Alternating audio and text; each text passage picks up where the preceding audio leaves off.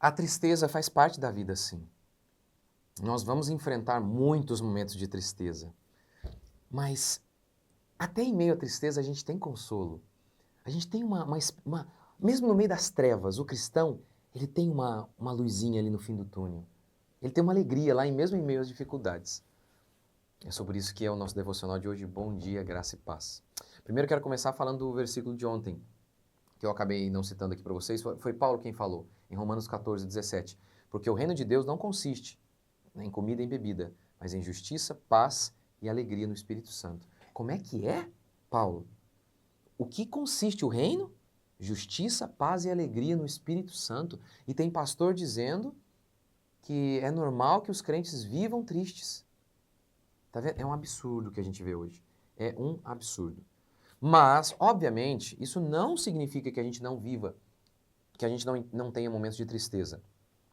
Em Filipenses, eu li para vocês ontem, Filipenses 3, alegrai-vos no Senhor. Filipenses 4:4, alegrai-vos no Senhor. Outra vez digo, alegrai-vos. 3 vezes, Paulo ordena que os crentes sejam alegres. 3 vezes. Isso não significa que Paulo não enfrentou momentos de tristeza. Isso não significa, por exemplo, que Paulo, ele teve uma notícia, um irmão querido morreu, ele, ai, que legal. É óbvio que não é isso. Não, é claro que não. Isso é uma negação da realidade. Não. Tanto é que aqui em Filipenses, Paulo fala em Filipenses capítulo 2, verso 27. Fala sobre Epafrodito e fala que Deus o guardou. Pois ele, Epafrodito, de fato esteve doente à beira da morte, mas Deus se compadeceu dele, não somente dele, mas também de mim, para que eu não tivesse uma tristeza após a outra. Como é que é? Nesse texto de Filipenses, em que Paulo ordena a felicidade 3 vezes, em que eu tenho falado que o tema daqui é a alegria, Paulo fala que Deus poupou Epafrodito para que Paulo não tivesse tristeza, uma tristeza após a outra.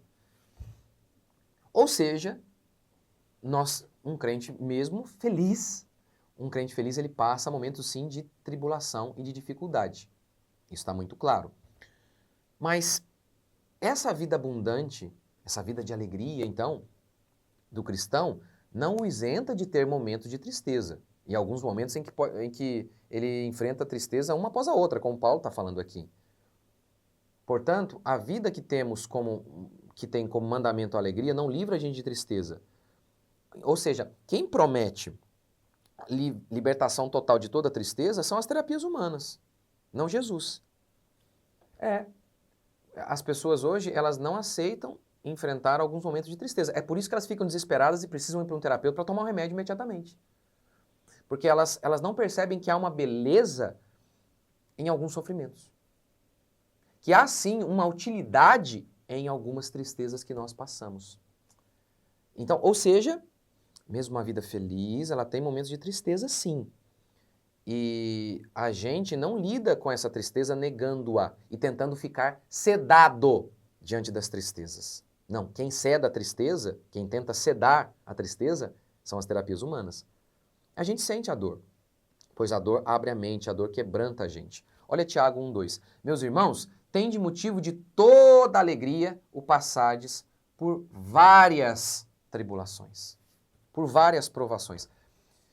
Bem-aventurados os que choram. Bem-aventurado em grego é makarios, que significa feliz, abençoado. Felizes os que choram, tanto é que você tem várias traduções assim, não é? Felizes os que choram. Como é que é? Felizes os que choram. Ou seja, há uma tristeza que faz parte da vida, mas há uma felicidade mesmo em meio a essa tristeza. Como aqui, ó. Irmãos, tem de motivo de toda alegria passar por várias tribulações. Por quê? Porque a gente sabe que Deus usa essas tribulações nas nossas vidas. Então, seria mais ou menos assim, ó. Eu sei que mesmo quando eu estou sofrendo, que eu estou triste, eu sei que Deus me ama. Eu sei que Deus controla a minha vida. E por isso eu tenho esperança. E por isso eu tenho consolo. E desse modo, a minha tristeza não é cabal, não é final. Ela não me joga na lona. Não, eu não me entrego. Porque lá no fundo, eu tenho a alegria que vem do Senhor. Mesmo em minha tristeza, eu tenho a alegria de saber, poxa, a gente está triste porque perdeu um parente. Mas a gente não chora como os ímpios. Os ímpios choram o choro da desesperança. Nós não. Nós choramos a morte de alguém, nós choramos quando as dificuldades vêm, mas a gente não chora como os ímpios. Jesus chorou quando viu Lázaro morto, mas ele não chorou o choro da descrença. O choro do tipo que não confia mais, que acabou. Esse choro a gente não tem. A gente chora, e é normal chorar diante das tristezas, como Paulo está manifestando tristeza por conta de Epafrodito que estava triste, que estava doente. Então, normal. Uma pessoa que você gosta, que você ama, está doente, você fica triste. Então, normal. Mas olha que coisa, Paulo fala isso, ele fala isso, e logo em seguida ele diz, olha, mas alegrai-vos no Senhor. Ele acabou de falar uma tristeza após a outra, verso 27, mas aí capítulo 3, verso 1. Irmãos, quanto às outras coisas, alegrai-vos no Senhor. Tá vendo? Mesmo em meio à tristeza, Paulo fala, olha, gente, alegrem-se. E a expressão aqui de alegrar-se no Senhor, lembra de Abacuque? Ainda que a figueira não floresça, produza oliveiramento, os currais não haja gado, os campos não produzam mantimento, todavia eu me alegrarei no Senhor. Ou seja, a gente fica triste por conta da pobreza, porque no curral não tem gado. Então, a gente não fica, a gente olha e fala, nossa, não tem gado, não tem curral, não tem gado no curral, estou feliz. Isso é loucura. Nossa, Epafrodito está doente. Eu estou muito feliz com o Epafrodito, com o fato de Epafrodito estar doente. Não, Paulo fica triste. Mas olha o que ele fala, mas alegrem-se no Senhor. Ou seja, deposite a sua esperança e confiança em Deus e Deus vai consolar vocês. Ou seja, vamos lá de novo. O reino de Deus é alegria. Isso não significa dizer que não enfrentemos momentos de tristeza. Mas até em meio aos momentos de tristeza, nós não choramos como os ímpios. A gente tem uma luz lá no fundo. A gente tem uma esperança lá no fundo. Acho que para mim um grande exemplo disso é quando meu filho nasceu com um caroço na cabeça, é uma tristeza profunda. Mesmo assim, a médica olhou para mim, para minha esposa e falou, puxa, diante de tudo que vocês estão passando, vocês estão tão bem. Tá vendo? Eu acho que é isso. Mesmo em meio à tristeza, tem uma paz. Tem lá, sabe, um consolo, que é de Deus. O Deus que nos consola em toda a nossa tribulação. Paulo disse isso. Eu vou ler com vocês isso amanhã. É o Deus que nos consola em toda a nossa tribulação. Então, quer ver? Vamos dar um exemplo.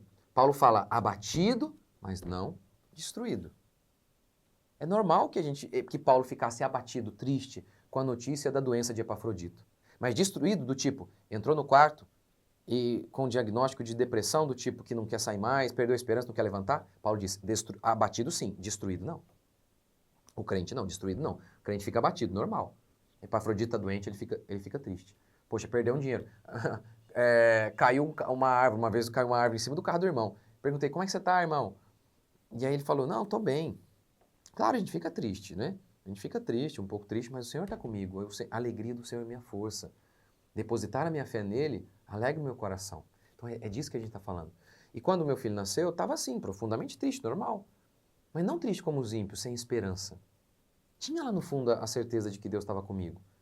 Tinha. Então é sobre isso.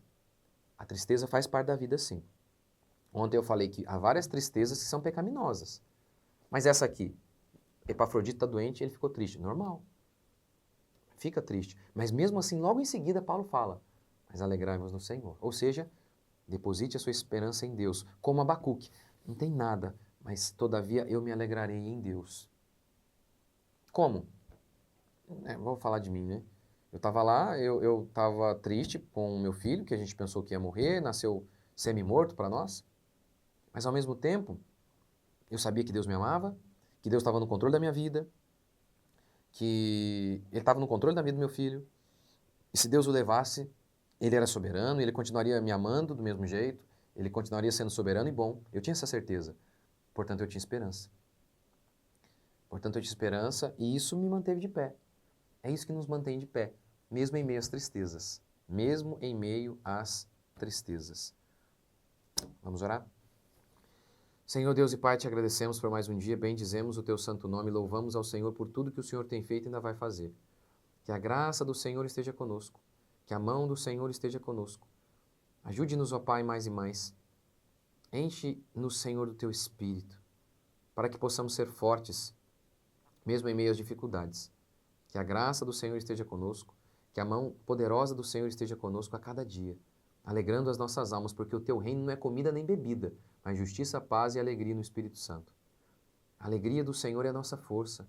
A alegria é fruto do Espírito. Só o Senhor pode nos encher de paz e alegria. Só o Senhor, ó Pai, pode consolar os nossos corações. Nenhum homem deste mundo pode. Nenhuma ciência pode fazer isso. A alegria é fruto do Senhor.